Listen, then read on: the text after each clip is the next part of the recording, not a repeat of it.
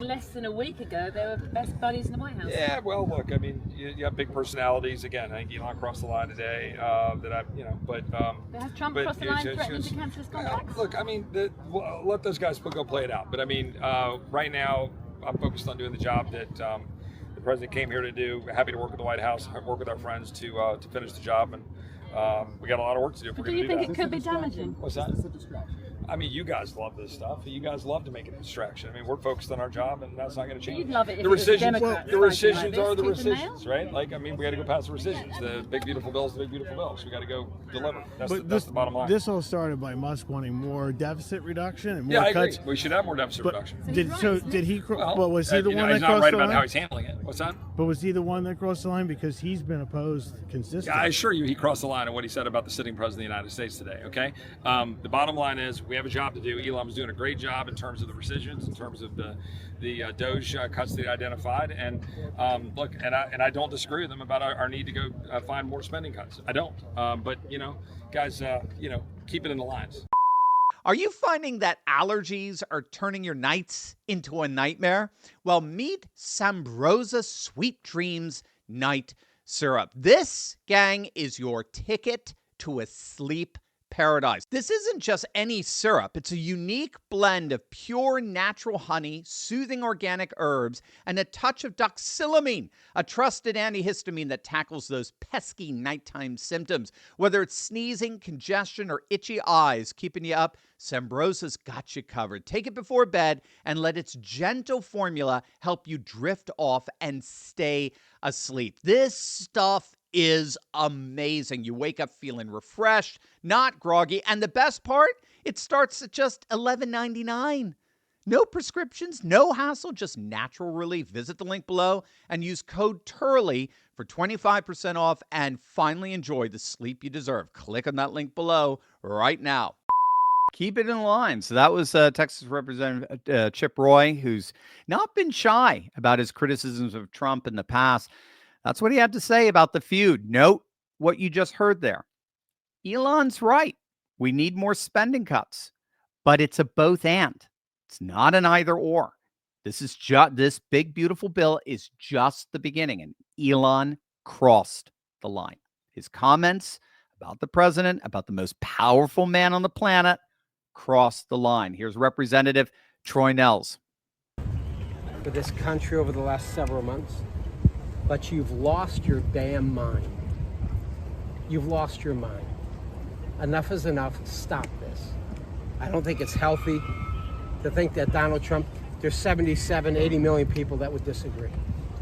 So I think Elon Musk is very gifted and talented. He's very successful. I think he has a lot to offer our great country as it relates to space, and whether it's Mars, go back to the moon, but to start. Oh, I thought he was going to finish off, but to just say that you get the point. I think you have to interpret Steve Bannon's rather incendiary comments of late that SpaceX should be nationalized, in effect seized by the federal government, and Elon should be deported. Did you see this? This is how I think you need to interpret ultimately Bannon's comments there. Bannon is openly calling for an investigation into Musk's immigration status. He's accusing him of being here illegally, of basically working with the CCP, and that he should be immediately deported. Now, what a week this has been, huh? Again, for me, the key to that is this escalation ladder. That, to me, is that's the frame by which I'm interpreting what's going on here. The key to that is Bannon is revealing to Elon just how short Elon's escalation ladder really is. When you are dealing with political confrontation, when you begin a process of going up an escalation ladder, the loser inevitably is the one who reaches the limits of their escalation potential before their opponent does. And even if you're the richest man in the world, if you're in an escalation battle with the most powerful man in the world, by definition, he's got a taller ladder. Remember Trump's whole thing with Kim Jong-un? I got my buttons bigger than yours, right? I got to remember that. I have an interview later on. That's just perfect because I think this is Kim Jong-un part 2. My button's bigger than yours. My escalation ladder goes way higher than yours. You are going to lose this, Elon. Do not go here. Do not go there. Again, this is also, for me, what kind of brings me back to Kabuki theory. How could Elon not know this? He has to have at least some sense that there's no way he could possibly over-escalate the man who has the power to seize his property and even potentially deport him. I mean, you would think, right? But the sheer scale of the DEFCON 5 escalation on Musk's part suggests to me that there was a genuine emotive impulsiveness on his part that was not scripted, that went way beyond any script. And it's now beginning to bite him big time. When all said and done,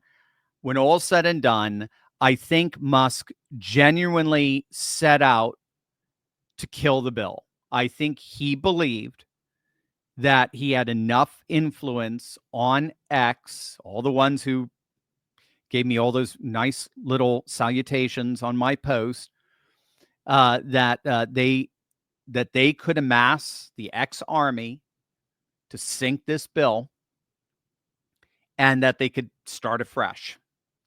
He believed that. No one, by the way, on the Hill believes that. No, even the bill's largest detractor, I guess, for the exception of Tom Massey, but Tom Massey can't get 3 votes. He cannot assemble a coalition, so it's irrelevant. But I mean, seriously, no one, even the bill's strongest detractors, believe the bill needs to be amended. It needs to be refined. They're not talking about killing the bill. No one's talking about killing the bill. No one who's taking the coalitions to pass it seriously. So when he realized that his influence was not going to kill the bill for whatever reason, ultimately of why he wanted to kill it, whatever it was, when he realized that, I think he just flipped out. I do. I think he just flipped out. I think when he realized it didn't work out, he seemed to just go completely ballistic. And to bring back the War of the Gargantuas, he started breaking all the buildings around him. You probably saw this. I mean, Tesla stock cratered yesterday.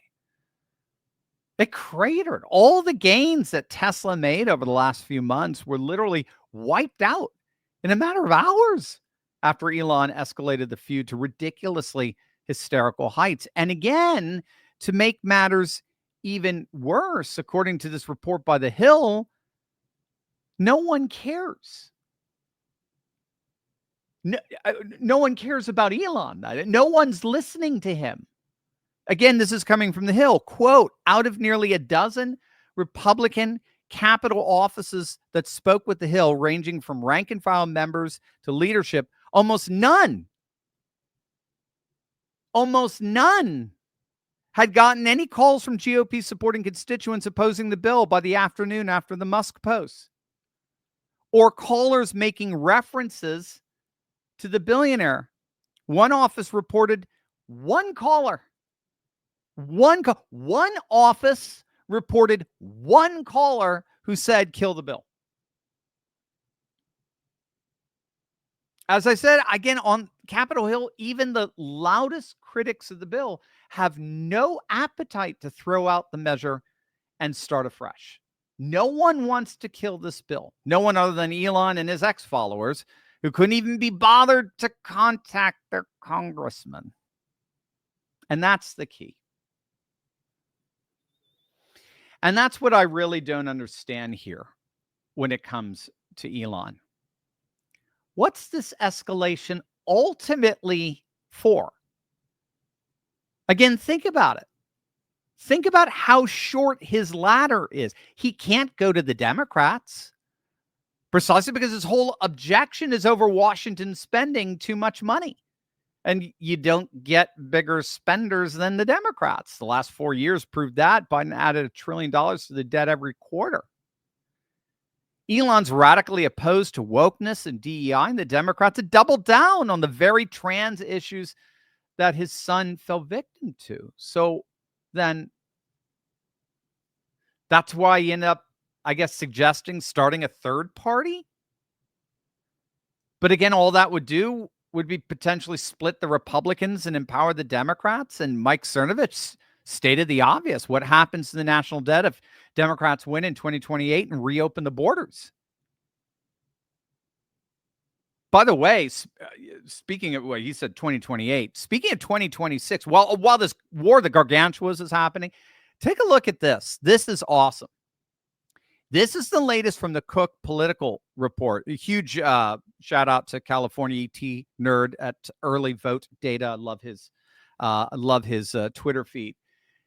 211 of the current Republican seats for 2026 are considered more or less safe. 211 of the Republican seats for the upcoming midterms are considered safe. That means Republicans only need 7 seats to keep the House. Let that hit you. 7 seats. That's it. That is absolutely unbelievable. This is frankly unprecedented. The Republicans are poised to keep the House in the midterms and perhaps even make gains. You just don't. That is only something you see once every 100 years or so.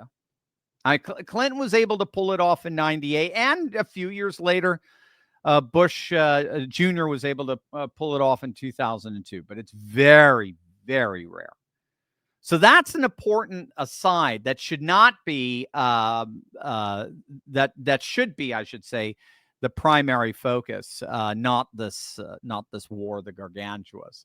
Again, it just underscores how popular Trump and the America First agenda are. Now, I think the good news in all of this is that Musk is signaling that he's prepared to make peace with President Trump. It does appear to be coming to an end. We'll see. Trump did say this morning, he did tweet out or Truth Social out, he did make a Nazi salute. You do know that really was. We all know it was. I mean, it's like, oh gosh, it just never ends. But Musk does appear to be coming to the realization that this whole episode was the literal definition of blowing things out of proportion. I mean, again, when the smoke clears, you just have to ask the question, dude, were you really willing to try to destroy Trump and the whole MAGA movement over a freaking reconciliation bill?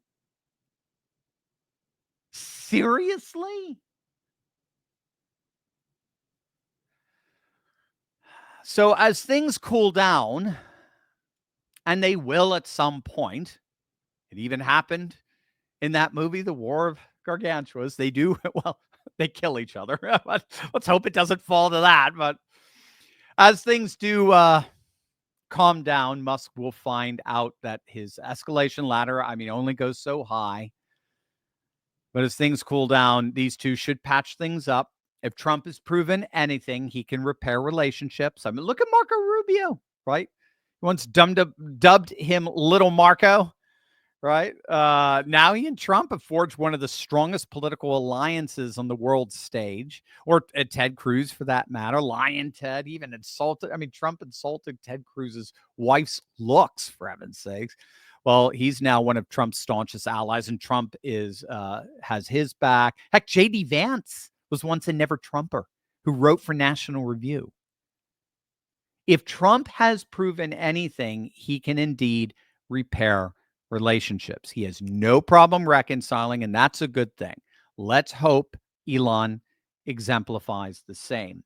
In the meantime, like I talked about in yesterday's video, and to close the loop here with the opening video that you saw with Newt Gingrich at the beginning, I fully expect this bill to pass. David Marcus of Fox, he just published a very good piece that reveals the undeniable political realities that face congressional Republicans and the big, beautiful bill. And these political realities are exactly why no one, again, outside of an extreme Massey, but no one is talking about killing this bill. The political realities involve a carrot and a stick and a very severe stick. And that stick, simply put, is that were the Republicans to fail to pass this bill, they would be sticking the American people with a $4 trillion tax hike at the end of the year, the largest tax increase in American history. There's no way around that. If this bill does not pass, we will see the single greatest tax increase in our nation's history. No one is going to politically survive that. At the same time, the carrot, as we saw earlier with the Daily Signal report, is that the Republican base, by and large, likes the bill. And most particularly, Trump's base really, really, really likes the bill. So bottom line, with this carrot and stick before Congress, bottom line, while MAGA loves Elon, nothing comes close to the base's loyalty to Donald Trump. And no matter how large a check Elon writes for a primary challenger, Trump's endorsement of an incumbent voting for this bill is priceless. But of course, it works the other way. Whoever votes against this bill, like Tom Massey and Rand Paul have been finding out, Trump will be merciless. And if you're a Republican congressman whose seat is not as safe as Massey's and Paul's, voting against this bill will be political suicide, both in terms of Trump's wrath against and the voters' wrath after they see their tax bill next April. So I expect the big, beautiful bill to pass in at least some form. It will be a major victory for Trump and the Republicans. July the 4th may be a little too optimistic. It's probably going to be more closer to August. The CBO is forecasting August is when the next debt ceiling vote has to come up. So that's most likely when we'll see this bill pass. But the political realities are that it will have to pass. And I do expect in the end that whatever rift that has opened up between Trump and Elon will ultimately be healed, and we can all get back to working together to make America great again. Hey there, Turley Talker. You know what? I'd love to hear from you. That's why I'm launching the Dr. Steve Hotline, where you can call in, leave a question, and maybe even hear your own voice featured on an upcoming episode of the show. Whether it's about the latest political shakeup or cultural trends or how we keep pushing forward in this new conservative age, I want to know what's on your mind. Call me at 717-844-5984. Just leave your question. I'll be checking in every single week to answer as many as I can. Again, that's 717-844-5984. Your chance to be a part of the conversation. One more time, 717-844-5984. Give me a call and let's talk.